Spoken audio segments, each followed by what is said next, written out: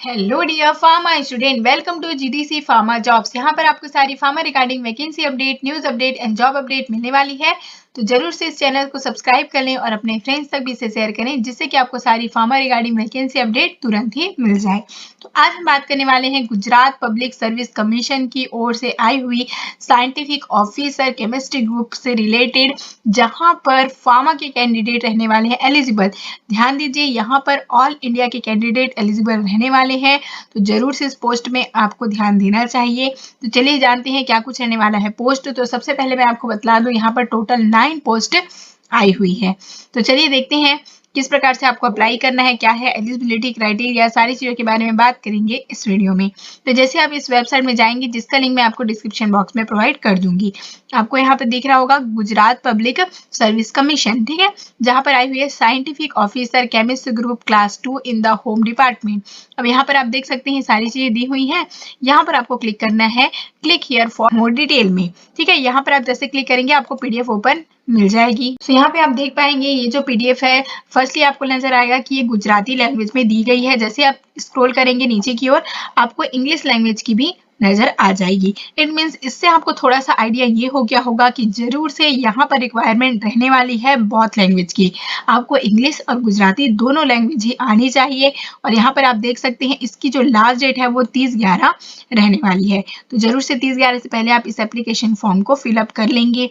अब आगे देखते हैं और क्या कुछ यहाँ पर जान पाएंगे हम लोग। यहाँ पर विजिट करने के लिए लिंक भी दे दिया गया है, यहाँ इस लिंक में जाकर आप सारी चीजें विजिट कर सकते हैं, ठीक है।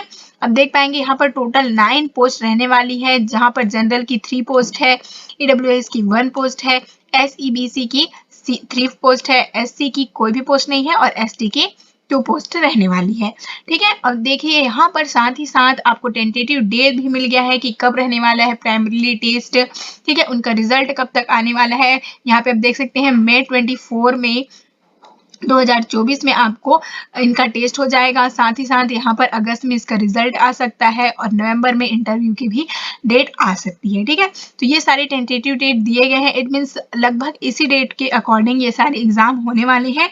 तो इसको आपको ध्यान में रखना है किस प्रकार से इंटरव्यू होगा, क्या कुछ रहेगा। आगे की नोटिफिकेशन में हम आपको जरूर ही तुरंत ही प्रोवाइड करेंगे, जो भी नोटिफिकेशन आएगी इसके रिगार्डिंग।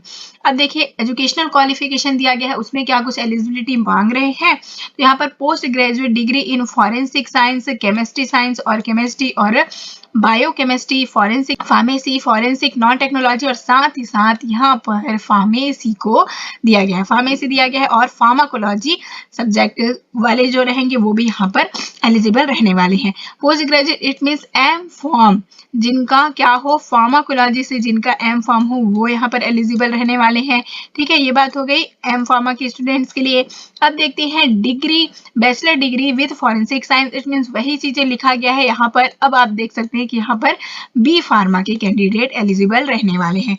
इट मीन्स आप देख पाएंगे B pharma and M pharma दोनों के ही कैंडिडेट यहाँ पर एलिजिबल रहने वाले हैं, ठीक है।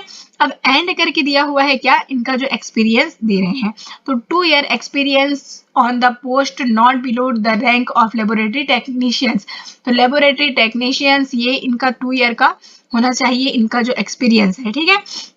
और क्या कुछ दे रहे हैं ये सारी चीजें आप इस पीडीएफ से जाकर चेक भी कर सकते हैं। और क्या पूछा गया, have 2 year experience in research analytical work in the respective subject. देखिए और दिया गया है, इट मीन्स या फिर आपको लेबोरेटरी टेक्नीशियन की 2 ईयर की एक्सपीरियंस होनी चाहिए या फिर आपका एनालिटिकल वर्क होना चाहिए किसी इसी फील्ड में, ठीक है, 2 ईयर के लिए।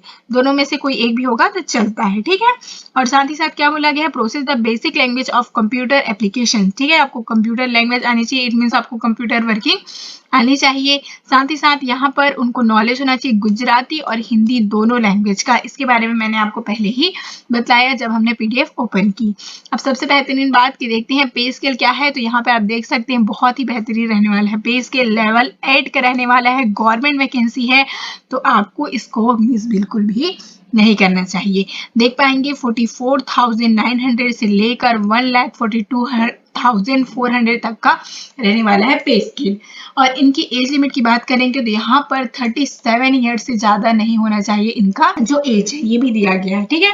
तो एज रिलैक्सेशन भी काफी अच्छा है, तो यहाँ पर कोई चिंता की बात नहीं है, ठीक है। और सारी चीज़ें अब आप डिटेल्स यहाँ पर जरूर से एक बार रीड आउट कर लीजिएगा इस PDF में जाकर, ठीक है। और यहाँ पर लिंक भी दिया गया है और जो भी चीज़ें होंगी इसी लिंक के द्वारा आपको नोटिफिकेशन दिया जाएगा, ठीक है। अब यदि बात करें कि क्या कुछ रहने वाला है, आपको अप्लाई करने के लिए क्या कुछ पे करना होगा, तो ओनली 100 रुपीज़ पे करना होगा, ठीक है। तो वो कुछ ज़्यादा है नहीं एप्लीकेशन फीस, आप इजली से फॉर्म को फिलअप कर सकते हैं।